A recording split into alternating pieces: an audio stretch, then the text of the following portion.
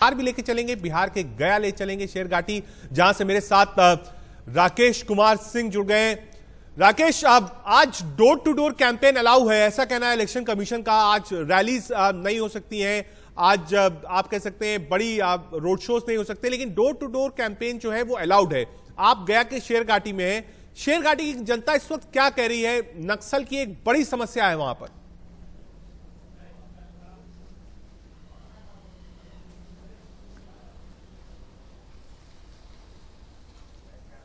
चलो मेरे जूता मत दिखाओ। संपर्क राकेश के पास दोबारा हम चलेंगे, लग रहा है संपर्क में कुछ दिक्कत है। फेस के लिए 71 सीटों पर वोटिंग होनी है। हर व्यक्ति चाहता है कि पहली जो लीड हो वो मिले, क्योंकि जब 3 चरणों में चुनाव होता है तो पहले चरण के बाद जिसको लीड मिलती है वो लास्ट तक लीड रहती है, ऐसा लोग कहते हैं, ऐसा चुनावी पंडित कहते हैं कि अगर पहले फेज में आपको लीड मिल जाती है तो उसका एक असर सेकेंड और थर्ड फेज में होता है। यानी अगर आपको पहले फेज में लीड मिल जाती है तो उसकी हवा सेकेंड और थर्ड फेज तक जाती है। 71 सीटों पर आप कह सकते हैं पहले फेज का चुनाव है। 28 तारीख को वोटिंग होगी। देखना दिलचस्प होगा कि किस तरफ वोट जाता है, क्योंकि बहुत क्लैरिटी नहीं है बिहार चुनाव में। एक कांटे की टक्कर देखी जा सकती है एनडीए और महागठबंधन के बीच में। सोनिया गांधी ने आज संदेश जारी किया है, नीतीश को आड़े हाथों लिया है, कहा है कि युवा और किसान दोनों ही परेशान हैं। तो इस वक्त की अपडेट यही है कि सोनिया गांधी ने एक संदेश जारी किया है, नीतीश कुमार को लिया है। नीतीश कुमार भी बाबू वाले बयान को लेकर तेजस्वी यादव को बार बार घेर रहे हैं और तेजस्वी बार बार नीतीश कुमार पर निशाना साध रहे हैं। सीधे आपको बिहार ले चलते हैं, गया से शेरघाटी से राकेश कुमार सिंह हमसे लाइव जुड़ गए। राकेश, आज उन 71 सीटों पर आप कह सकते हैं सिर्फ डोर टू डोर कैंपेन होगा, रैलीज रोड शोज नहीं होगा। आप गया के शेरघाटी में नक्सल की एक बड़ी प्रॉब्लम है इस पूरे एरिया में।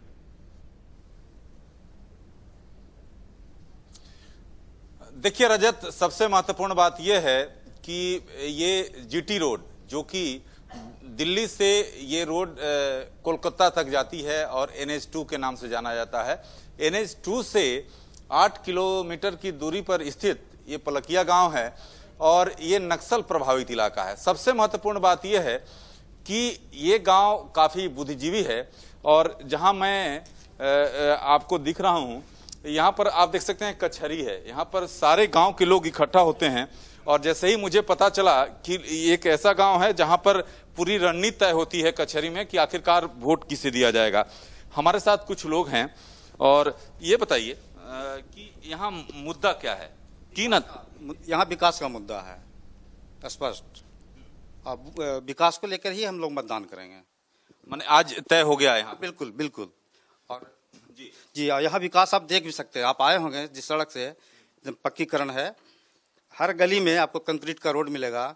यहाँ पर दो लाइट, बड़ा बड़ा टावर लाइट लगा हुआ है।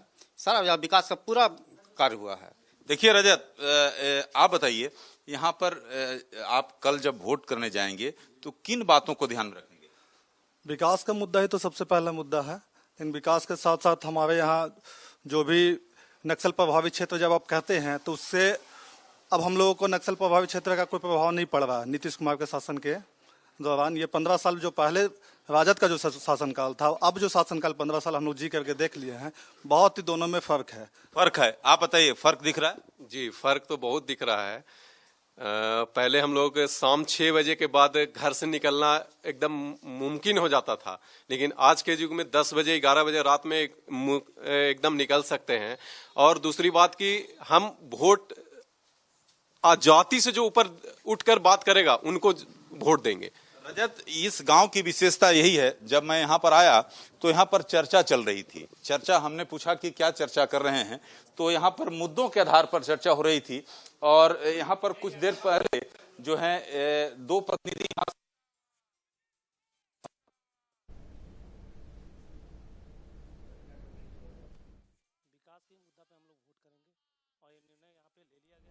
और विकास के मुद्दा पे हम लोग वोट करेंगे। देखिए काफी युवा हैं, आप थोड़ी से ये बताइए, बुजुर्ग भी हैं, आप बताइए किन बातों को ध्यान में रखकर अपना मत का प्रयोग करेंगे? विकास से आप बताइए।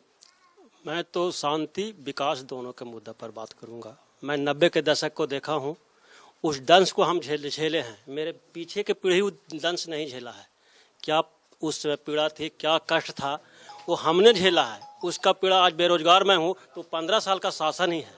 आज हमारे के यहाँ किसान मुख्यतः यहाँ जो है सो खेती ही है, जो 500 लीटर 700 लीटर दूसरे राज्य से हम लोग लाते थे मिट्टी का तेल, आज कम से कम हमारे के यहाँ बिजली 24 घंटा में 22 घंटा 23 घंटा बिजली मिलती है। आप बताइए, क्या सही में ये जो बात कर रहे हैं सही है? बिल्कुल सही बोल रहे हैं। आज हमारे गांव जो इतना खुशहाल है, ये एनडीए के सरकार आने के बाद ही खुशहाल हुआ है। बहुत अच्छा यहाँ पे बिजली मिल रहा है, जिसके कारण किसान का खुद खुशहाल है और उनके परिवार भी खुशहाल है। हाल है, युवा भी हैं, क्या सब चीज ठीक है? विकास हुआ है। बहुत विकास हुआ है, पहले से तो बहुत अच्छा विकास, लालू के रीजन से नीतीश में बहुत अच्छा विकास हुआ। अच्छा, एक चीज ये बताइए कि युवा चेहरा चाहिए मुख्यमंत्री के रूप में, या जो 15 साल से चल रहे हैं वही? नहीं, युवा चेहरा तो चाहिए, और रोजगार पर तेजस्वी यादव जी जो बोले हैं वो बिल्कुल ठीक है। रोजगार को लेकर हम लोग वोट भी देंगे। रोजगार पर वोट देंगे। चाचा ये बताइए, किन आधार पर अपने मत का प्रयोग करेंगे? यहाँ पर मुद्दा क्या है? देखिए सर, हम आधार इसी आधार पर वोट राकेश जी, एक सवाल मेरा भी है, आप लोगों से बातचीत कर रहे हैं, अगर आप मुझे सुन पाए। बहुत अंतर, आसमान जमीन का अंतर। राकेश जी, अगर आवाज आप तक पहुंच रही हो, आप लोगों से बातचीत कर रहे हैं, एक सवाल मेरा भी है, मैं भी ये जानना चाहता हूं, क्योंकि लोग 90 के दशक की बात कर रहे हैं। क्या आप तक आवाज पहुंच रही है राकेश? हाँ रजत, हाँ।